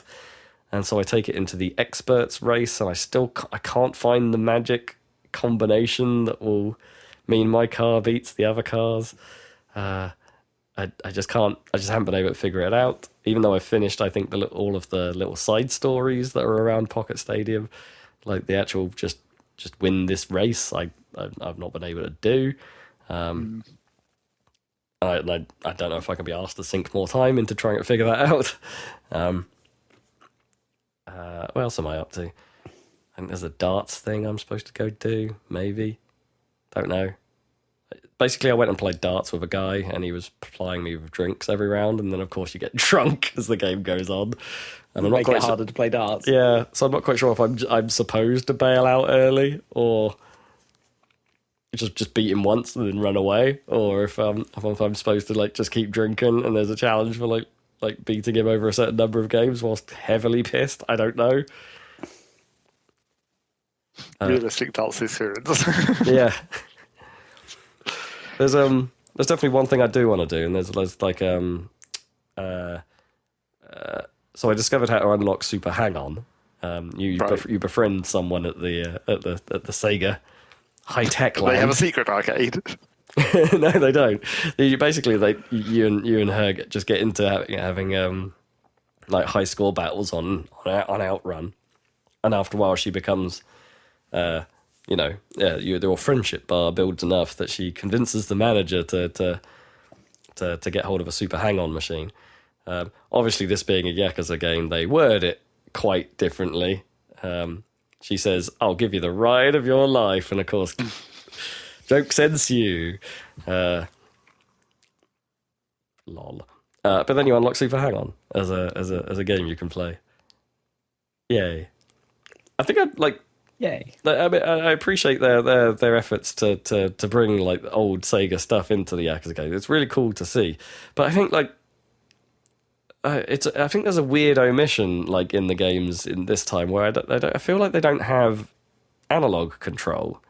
Like, because Outrun you played with a wheel, right? It's not just like snap left, snap right. Hang on, you lent on a bike, a big ass bike, physical bike. Yeah, and so you to get the route, you just don't. I don't feel like that's being represented on the controller inputs. I think you're either like slammed left or slammed right, and it's like, so I'm not sure these are actually particularly great implementations of those games, which is a shame, because they're still quite fun, just in short doses. But yeah, now that I know to do that, I think there's a character in Sotenbori that knows Majima where I can do the same thing. I can befriend them, and they'll probably convince their manager to swap one of the Space Harrier machines for a Fantasy Star machine, and that'll be where I can go play nice. that. Not Fantasy Star, Fantasy Zone. Sorry. Yeah, so I might go do. I'll probably go do those things because they're easy enough to do. But there's Assuming you can get back to Majima. assuming I can get back to Majima, yeah, and there's Majima's whole Colosseum, which I'm probably not going to engage with because it's probably my least favorite of the Colosseums in the games I've come across so far. And also, they're the same in every single game. The Colosseum doesn't really ever change. It's just in a different location now that's less flashy and less interesting. So why would that's clearly worse rather than better. But I guess I do get to play as Majima rather than Kiryu, but anyways, that's why I think I'm at with that game. It's like I've enjoyed the hell out of it, but I think my time with it may be coming to an end. So we'll see how much I can be bothered with the mop up. Okay, fair enough. But the story's real good. I'm enjoying the story a lot. Yeah, I mean, people get shot. People die from getting shot. A lot of people don't die from getting shot. That's right. right. A lot of people don't die from getting shot and then immediately get into high intensity fist fights. It's real stupid. It's really stupid. All you need is a quick overnight and a bandage and you'll be fine. You'll be 100% fine. And then characters do die. And it's like, oh, that is actually a surprise. Because nobody seems to want to die in this world. Well, I suppose nobody wants to die, but you know what I mean. Like, No. yeah, it's a fun time. It's a fun time. And that's been me. Well, I hope you recover fully and can continue your adventures in Hawaii and beyond. I'll get to Hawaii eventually. Eventually. I got a question for you guys. I was thinking about what I think might be a plot hole in the film Star Wars, quite a famous film. You may have seen it. Okay. And I'm just wondering if is it just me, or is this like a common thing that fans complain about and I've just missed it somehow? I mean, it's because it's an adventure film, right? And they needed to get to the next location to, finish the film and get the plot going or whatever. But like, when the Millennium Falcon escapes the Death Star and they get attacked by those TIE fighters and they fight off the TIE fighters and they're like, yeah, woohoo, or whatever. And Princess Leia's like, obviously they let us go. Like they're tracking the ship. Like, you guys are morons, right? If Princess Leia knows they're being tracked, why do they fly straight to Yavin 4 where the main rebel base is? After she just sort of explain that, right? Do they? What's the explanation? Like, she sort of says that, like, it doesn't really matter anyway because they have the data, right? They've got the plans, right? They're only going to have one shot at this anyway, so it doesn't even matter if they follow them. So why can't they fly somewhere safe and broadcast the data to the? Do they have to go because straight? Apparently they want to keep that data physical because that's kind of been the whole problem with this whole film, right? They're chasing this data disk around, essentially. But why? You'd think you'd want to have copies of the Death Star plans everywhere, so that there's that's definitely the bigger plot hole of even that goes all the way back into Rogue One, where it's like you have to transmit this data from the planet up to a ship that's in orbit of this planet for some reason, instead of transmitting it, somewhere further away where you can be safer. But isn't there a giant shield around that planet? There is, but they have to open it up to transmit, though, right? Yeah. So maybe that's why you can only get it to orbit. You can't transmit through the tiny little aperture to another planet. I guess. Maybe that makes sense. I guess you wouldn't get line of sight to where you wanted it to go. Ooh, coughing. Yeah, I guess. But it still barely makes sense even then. But I just thought, she's just been tortured and she still didn't give up the location. And then when she knows she's being tracked, she's like, let's fly straight there. But she didn't have the plans before that point. No, that is true. I just feel She like still thought they might be able obviously- to get away with it. She thought like Obi-Wan probably would get the plans to the base. rebels, Yeah, to the but rebels. not worry about her. Because like obviously it's necessary for to make the film work that they do that. So fine, and who cares? But still, like, it doesn't seem sensible to just fly straight there. I mean, I guess the theory was it's like that the Empire's not going to care if we manage to pull this off. Then they're not going to. Would they?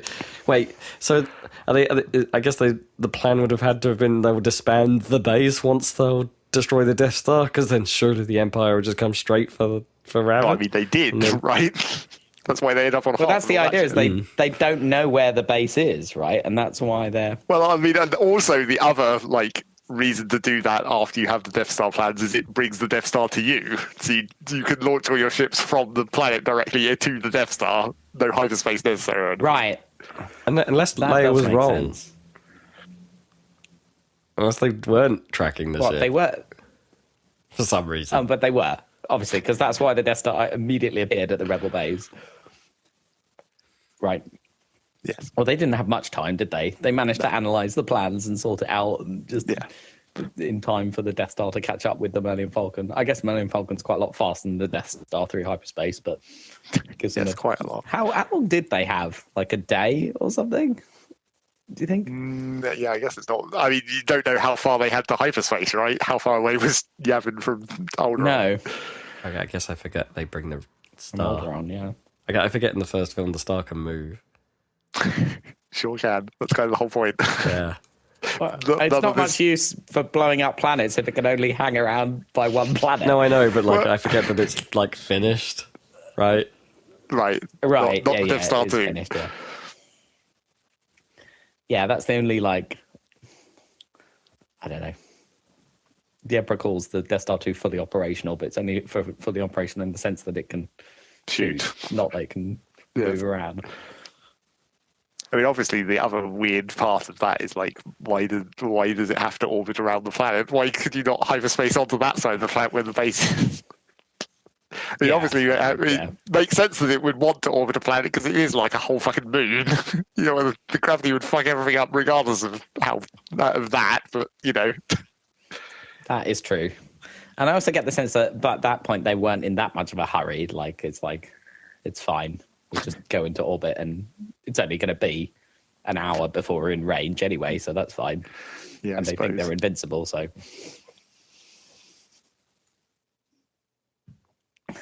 You feel calmed yeah. by Zach's explanation. Not really. I just feel like they put unnecessary time pressure on themselves to figure out the plans by leading the super weapon directly to the I mean, it was convenient, I suppose. main base. You don't have to waste fuel getting there. Just Yeah. That's true. we've got even I mean, more. I would. That's not a bad argument. The fact that you actually want the Death Star where all your fighters are to attack it, but then the Rebel fighters, in contrast to the Imperial fighters, actually do have. Yeah, they all have hyperspace drives. Yeah, as evidenced in TIE the third fighters. film, where they actually jump to attack the second Death Star. I was thinking of a Star Wars plot hole as well this week, Oh, yeah. incidentally. It's a much more generalized one, which is just if repulsor lifts exist and if Luke can have a speeder on his shitty ass desert planet that he just owns, why do ATSTs have legs? Oh right, yeah. So they Why can- does anything have legs or wheels if repulsor lifts are cheap enough that a random vapor farm in the middle of the desert can afford one? is I it- guess it's the weight, right, of what's carried by an ATST. No, AT-AT is. Yeah, or is it That'd be more the significant, height they want to achieve, right? Like, can the repulsor lift actually just push as high up as they wanted their vantage point? But the whole thing about the spaceships use repulsor lifts to launch into space, right? Because they don't. That's actually how they get into orbit. Huh. Right, but the Millennium Falcon kind of uses its main engine most. Well, to or get it into looks like it orbit. does. Yeah, It's kind of hard to tell. because the snow speeders can't get into space, can they? And they just use repulsor Sure. lift. And they can fly quite high, so if you're talking about the height limits That's of true. repulsor lifts. That's true. Yeah. That's my. I mean, the main question is, and the answer is because it's cool, is like they just don't bother with wheels, do they? Even though they're quite convenient invention. Yeah. If you're not going to have repulsor lifts, why would you then have legs instead of wheels? Yeah.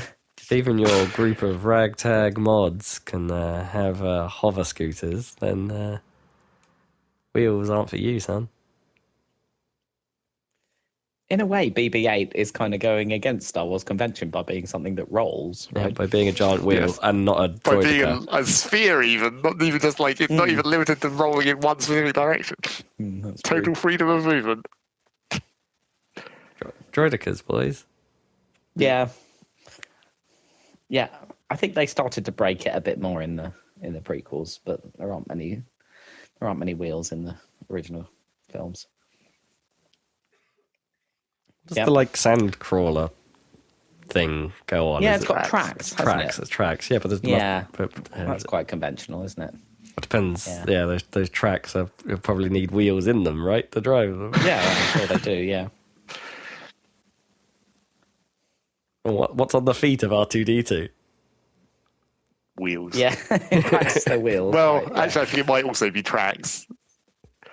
I think in like the real diagrammatical blueprints of R2D2, it's tracks, but in the model you see in the film, it's wheels. Wheels. Yeah. Or those little cleaning droids or whatever that are scuttling about. Mouse droids, The mouse droids have wheels. They have presumably. Wheels, right? Yeah. I mean, they look like they have wheels because that one does like a 3-point turn, basically. Yeah. So good. Anyway, regardless of that plot hole, like my other question is why don't I see people complaining about that? I Right. bet you probably could see people Yeah. complaining about that if you looked at the internet for long. You just haven't Long found the enough. right hole. Anyway. Also, maybe you don't see people complaining about it because, like, we've already diagnosed every plot hole in the original Star Wars trilogy like Right. 20 years ago.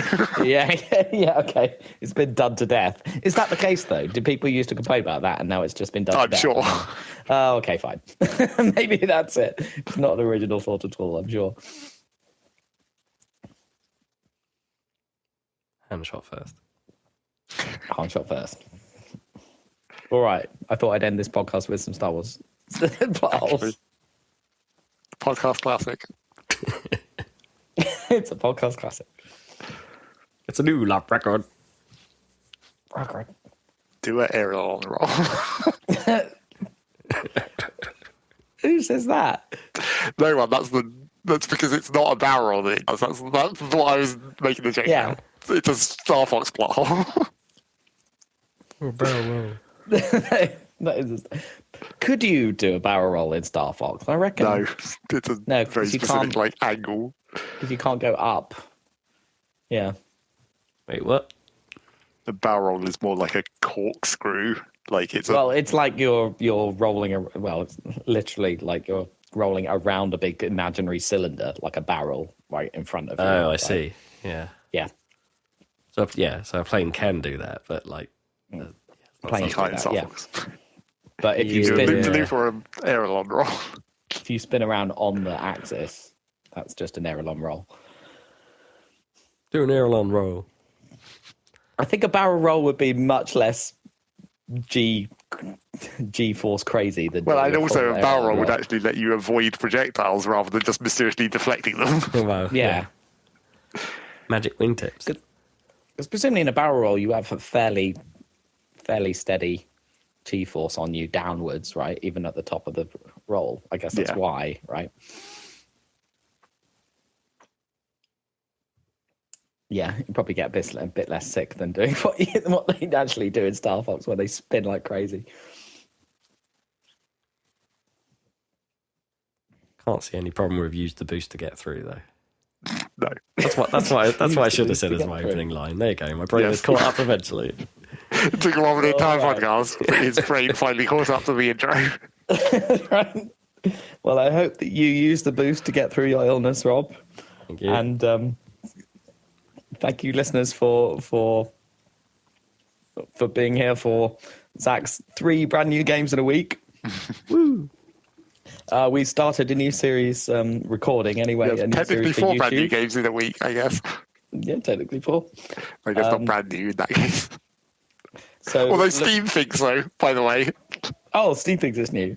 And Steve's like, Zing played Half-Life 2 for the first time. It's like, no. Yes. Yeah. I guess I played Half-Life 2 before that feature existed in Steam. Before it was tracking, yeah. Yeah. So, along with our new season of the Saladcast with the new Star Fox theme tune, we are also starting a new video series coming soon to YouTube.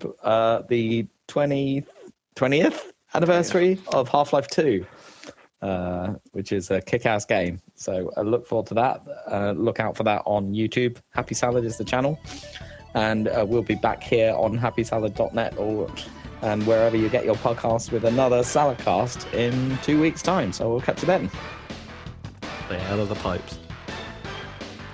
Bye.